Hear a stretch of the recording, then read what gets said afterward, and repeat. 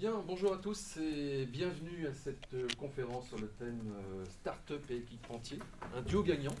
C'est vrai que ces entités peuvent travailler ensemble et donner naissance à de belles innovations.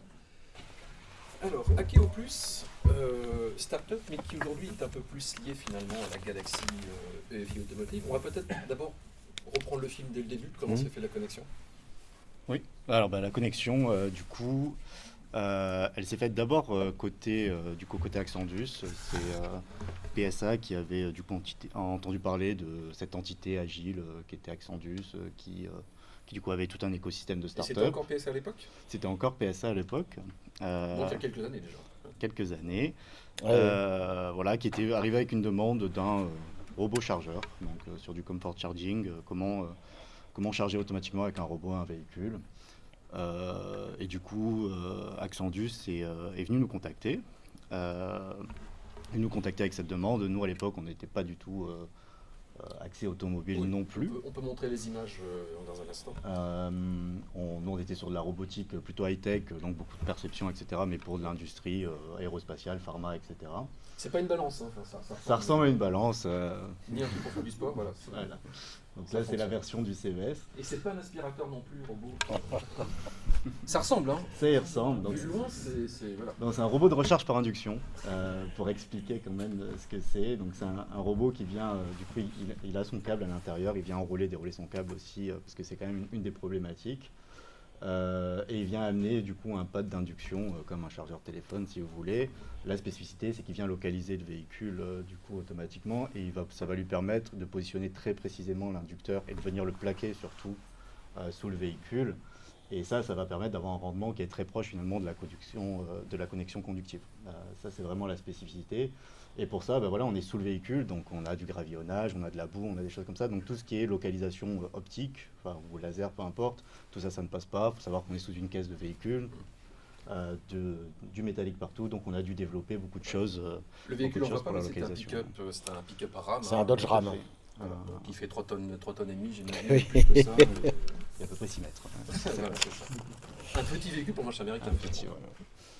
Donc ça s'est fait comme ça. Ça s'est fait comme ça. Oui, donc Stellantis a décidé de présenter ça au salon, puisque en fait c'est une co-innovation de Stellantis. Ils ont des brevets, on a des brevets. Là, on est vraiment bardé de brevets sur ce sujet-là.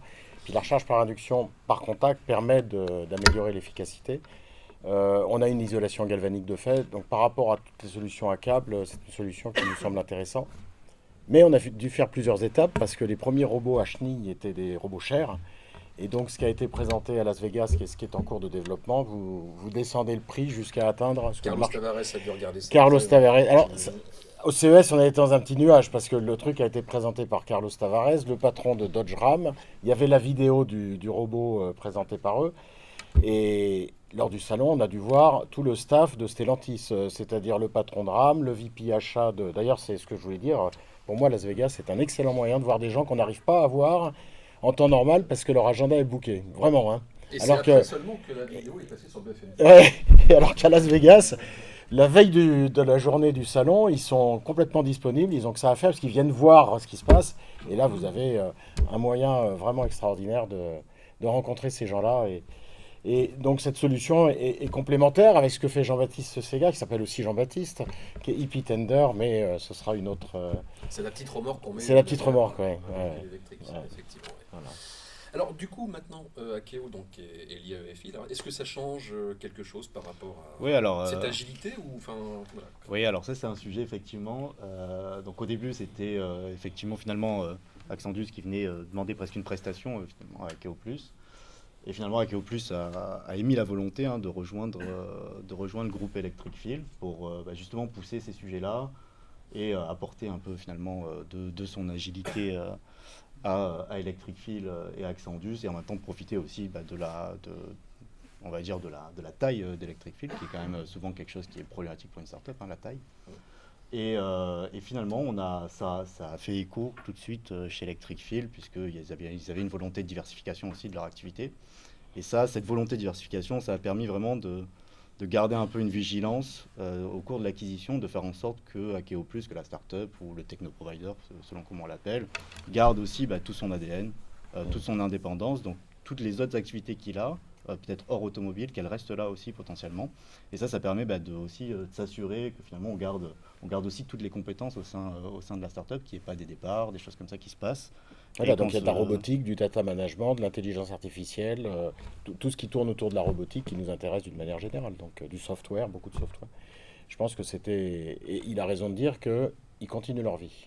Ça, c'est important. Et le patron d'Akeo Plus est un ancien start-upper. Et...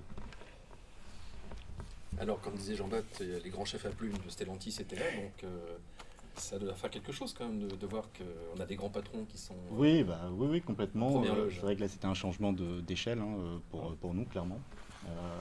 Complètement, un changement d'échelle, même un changement de dimension. Alors nous, on était sur quand même, c'était peut-être ce qui se disait aussi avec le binôme précédent.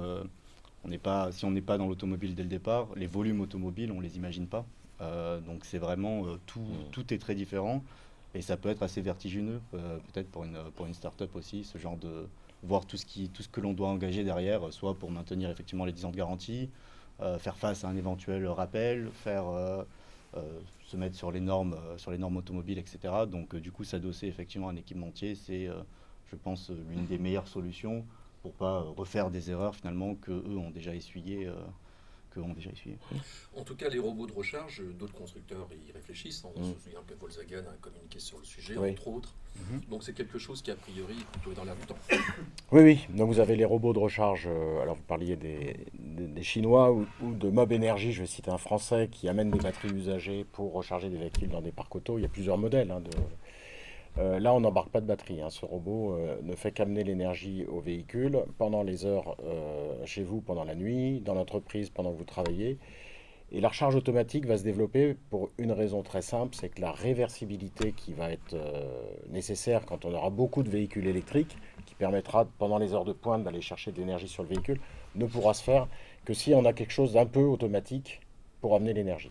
Et qu'on n'attend pas que la personne branche son câble. Donc il y a quand même un intérêt. Ce qui fait qu'aujourd'hui, donc, on va monter une société sur une activité, Hands-Free Charging, avec des constructeurs, avec des énergéticiens. Donc, grâce à ce projet, on est en train de monter finalement une activité autour de ce sujet-là et on accompagne d'autres startups sur ce sujet-là. Voilà.